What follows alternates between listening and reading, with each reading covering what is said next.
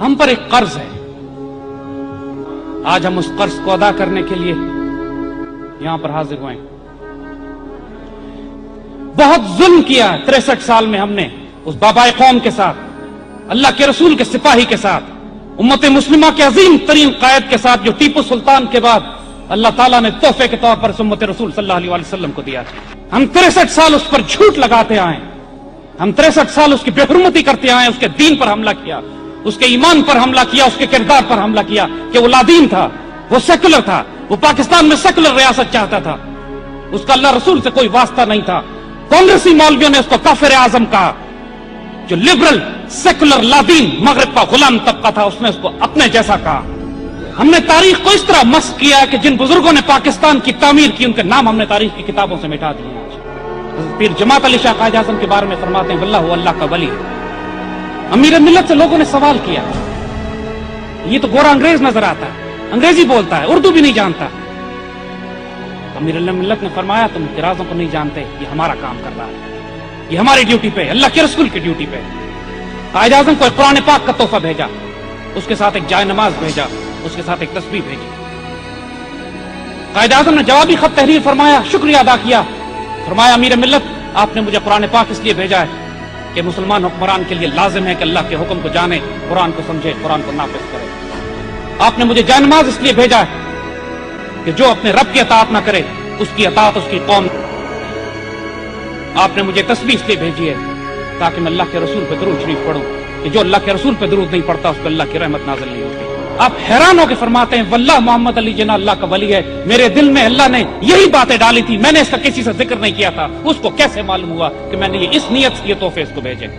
علامہ شبیر احمد عثمانی سے جو یہ پوچھا گیا کہ راتوں رات آپ تبدیل کیسے ہو گئے, فرمایا میں بھی قائد اعظم کا مخالف تھا, لیکن رات میں خواب میں حضور صلی اللہ علیہ وسلم کی زیارت نصیب ہوتی ہے, آپ کے ساتھ قائد اعظم کھڑے ہوتے ہیں, حضور قائد اعظم کی طرف مخاطب کر کے فرماتے ہیں یہ میرا سپاہی ہے, اس کی مخالفت نہ کرنا کبھی. علامہ اقبال سے پوچھا گیا کہ آپ نے اس وجود کو کیوں سلیکٹ کیا, فرماتے ہیں he is uncorruptible, unpurchasable, نہ یہ خیانت کرے گا نہ بکے گا کبھی. یہی محمد علی جناح جب 1920 کی دہائی میں شادی کرتے ہیں تو اپنی بیوی کو لے کے مالابار ہلز جاتے ہیں اور صرف اپنے گھر کے غسل خانوں کی تعمیر پر 50,000 روپیہ اس وقت کا خرچ کرتے ہیں.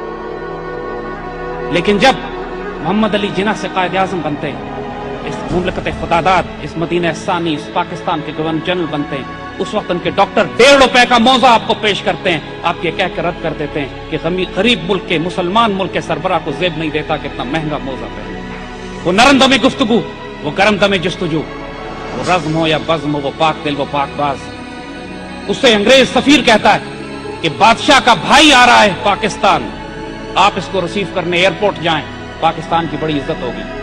قائد اعظم جلال میں آ جاتے ہیں, کہتے ہیں میں ایئرپورٹ جاؤں گا بادشاہ کے بھائی کو ریسیو کرنے کے لیے, لیکن میری ایک شرط سن لو, جب میرا بھائی انگلینڈ جائے گا تو انگلینڈ کا بادشاہ اس کو ریسیو کرے گا. سرکاری استعمال کے لیے گورنر جنرل ہاؤس کے لیے 37 روپے کا فرنیچر لایا جاتا ہے. فرنیچر کی لسٹ دیکھتے ہیں, اس میں کوئی 6-7 روپے کی کرسی اضافی ہوتی ہے. پوچھتے ہیں یہ کس لیے آئی, فرمایا آپ کی بہن کے لیے, محترمہ فاطمہ جناح آپ کے ساتھ رہتی ہیں, خدمت کرتی ہیں, مادر ملت ہیں. قائد اعظم اس پر لکیر لگا دیتے ہیں اس کے پیسے بیت المال سے نہیں جائیں گے, فاطمہ جناح سے اس کے پیسے لو, مسلمانوں کے پیسے اس پہ خرچ نہیں کیے جا سکتے. کیبنٹ کی میٹنگ ہے, اے ڈی سی پوچھتے ہیں کہ وزراء تشریف لا رہے ہیں تمام مسلمان ریاست کے, ان کو چائے کے ساتھ کیا پیش کیا جائے. قائد اعظم جلال میں آ جاتے ہیں, کیوں یہ گھر سے کھا کے نہیں آتے. اس کے بعد رواج بن گیا کہ کابینہ کی محفلوں میں کسی کو کچھ کھانے کو نہیں دیا جاتا. 1940 کے جلسے کے بعد اسی لاہور میں جب تکمیل پاکستان کا جلسہ کیا جاتا ہے, قائد اعظم سب سے پہلے علامہ اقبال رحمۃ اللہ علیہ کے مقام پر پہنچتے ہیں اور اپنے سیکرٹری مکتوب الحسن سید صاحب کو مخاطب کر کے کہتے ہیں کہ آج علامہ اقبال کتنے خوش ہوتے کہ میں نے وہی سب کچھ کیا جس کا آپ نے مجھے حکم دیا. آج استغفر اللہ العظیم ہمارے حکمران جن کے نہ ہاتھ پاک ہیں, دل و نگاہ پاک ہے, پلیت ناپاک حرام میں پلے ہوئے لوگ, یہ کیا جانے غیرت کیا ہوتی ہے کہ جب پاکستان بنا بھی نہیں ہے لیکن مسئلہ فلسطین کھڑا ہوتا ہے. انگریزوں کو مخاطب کر کے انگریزوں کو جلال میں فرماتے ہیں کہ اگر مسئلہ فلسطین پر مسلمانوں کی عزت کا سودا کیا گیا تو پوری مسلمان دنیا میں ماگ لگا دیں گے. اس وقت اپنا ملک نہیں ہے لیکن پوری مسلمان دنیا کے لیے جذبہ, تڑپ, جنون, عشق اپنے قلب میں, اپنے وجود میں رکھتے ہیں. اس قائد اعظم پہ تہمت لگائی جاتی ہے نعوذ باللہ کہ سیکولر تھے, لادین تھے, لادین ریاست بنانا چاہتے ہیں. आसमान क्यों नहीं फटता, जमीन इनको क्यों नहीं हड़प करती? इन बदबख्तों को जो इतना बड़ा बहतान उस फकीर पर लगा। एक रोशन ख्याल मगरिब का गुलाम तबका, दूसरे वो मुल्ला जो कायद आजम को काफिर कहते रहे, उम्मत को कंफ्यूज करके रख दिया, उम्मत को परेशान कर दिया इस झूठ और बहतान में। अब वक्त आ गया कि इन दोनों खुराफात और झूठ को आने वाले वक्तों के लिए दफन कर दिया जाए। कायद आजम ने इस पाकिस्तान को इसलिए बनाया था कि यहाँ खिलाफत रास्ता का निजाम होगा इंशाअल्लाह। कायद आजम ने इस पाकिस्तान को इसलिए बनाया था कि यहाँ पर कुरान और सुन्नत का निजाम नाफिज किया जाएगा। कायद आजम ने यह पाकिस्तान इसलिए बनाया था कि इसको मरकज बनाया जाएगा कि एक होंगे मुस्लिम यहाँ से हरम की पासबानी के लिए नील के साहिल से लेकर ताबखा के काशगर तक। ये वो कायद आजम है।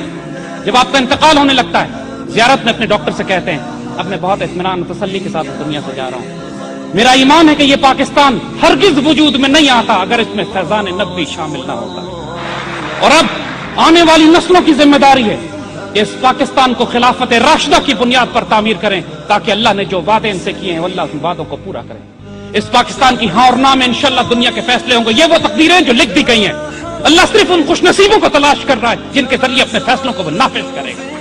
स्टेट बैंक को जिम्मेदारी दी गई थी कि इस पाकिस्तान से सूद और रिबा का निजाम खत्म करके यहाँ पर इस्लाम का माशी निजाम कायम करे, जिसकी बुनियाद सोने और चांदी पे, दरहम और दीनार पर इस्लाम के real wealth based economic model पर। स्टेट बैंक ने, इस मुल्क की अदालतों ने पिछले 30 बरस हो गए पाकिस्तान की शरई अदालत और सुप्रीम कोर्ट के दरमियान वो फाइल एक दूसरे की तरफ फेंकी चली जा रही है जिसमें सूद और रिबा के निजाम को खत्म करने की बात की गई। इस मुल्क में अदालती निजाम जो आज भी अंग्रेजों का बनाया हुआ है, जो कुफर के निजाम का बनाया हुआ है, जहां पे सिर्फ तलाक और कत्ल और किराए के मुकदमात 30 साल तक चलते हैं, ये वो पाकिस्तान नहीं था जिसका कायदे आज़म ने ख्वाब देखा, जिसके लिए 50 लाख शोहदा हमने दिए और जो आइंदा आने वाले वक्तों में उम्मत मुस्लिमा की क़यादत करेगा। ये अज़ानें बार बार आपके पास नहीं आएंगी। दीगर नायराज आयत के नायत, फकीर बाज आयत के नायत, दोबारा राज जानने वाले तुम्हारे पास शायद आए या ना आए, ये फकीर तुम्हारे पास दोबारा बार बार लौट कर नहीं आएंगे। तौबा का वक्त तुम्हारे पास अब है। कुछ हुक्मरानों को भी वार्निंग दी जा रही है, इनकी कब्रों के निशान किसी को नहीं मिलेंगे। जिस रविश पे ये चल रहे हैं आज, अल्लाह ने अपने बंदे लेकर आने, वो आने वाले हैं, सिर्फ इंतजार करो, हम आपके साथ इंतजार कर रहे हैं। अल्लाह इस पाकिस्तान का हामी और नासिर है और रहेगा इंशाअल्लाह।